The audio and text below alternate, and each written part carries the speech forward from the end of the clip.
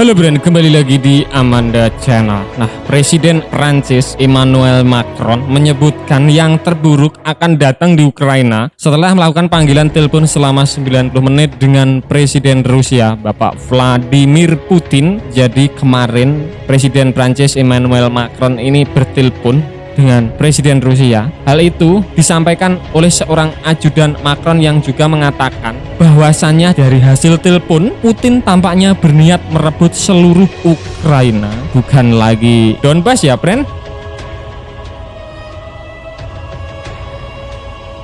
Ajudan senior Macron pada wartawan tanpa menyebut nama mengatakan bahwa perkiraan presiden adalah yang terburuk akan datang, mengingat apa yang dikatakan Presiden Putin kepadanya. Tidak ada apapun dalam apa yang dikatakan Presiden Putin kepada kami yang dapat meyakinkan kami dia menunjukkan tekad besar untuk melanjutkan operasi militer. Hal ini lanjut ajudan itu dikutip dari AFP Kamis tanggal 3 kemarin. Dia menambahkan Putin ingin menguasai seluruh Ukraina. Dia akan dengan kata-katanya sendiri melakukan operasinya untuk melakukan denazifikasi Ukraina sampai akhir. Anda dapat memahami sejauh mana kata-kata ini mengejutkan dan tidak dapat diterima dengan presiden mengatakan kepadanya bahwa itu bohong. Macron juga mendesak Putin untuk menghindari korban sipil dan mengizinkan bantuan kemanusiaan masuk ke Ukraina.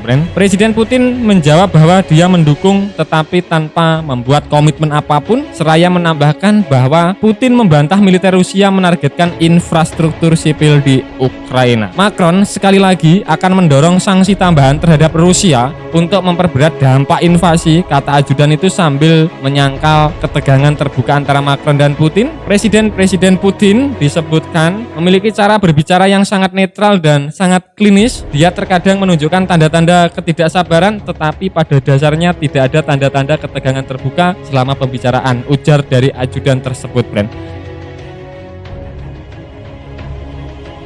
Nah, Bren, itu tadi pembahasan admin seputar usut punya usut. Habis teleponan dengan Emmanuel Macron selama 90 menit, Macron menyebutkan bahwasannya yang terburuk akan datang di Ukraina. Nah, bagaimana menurut kalian terkait hal ini? Silahkan baku hantam di kolom komentar.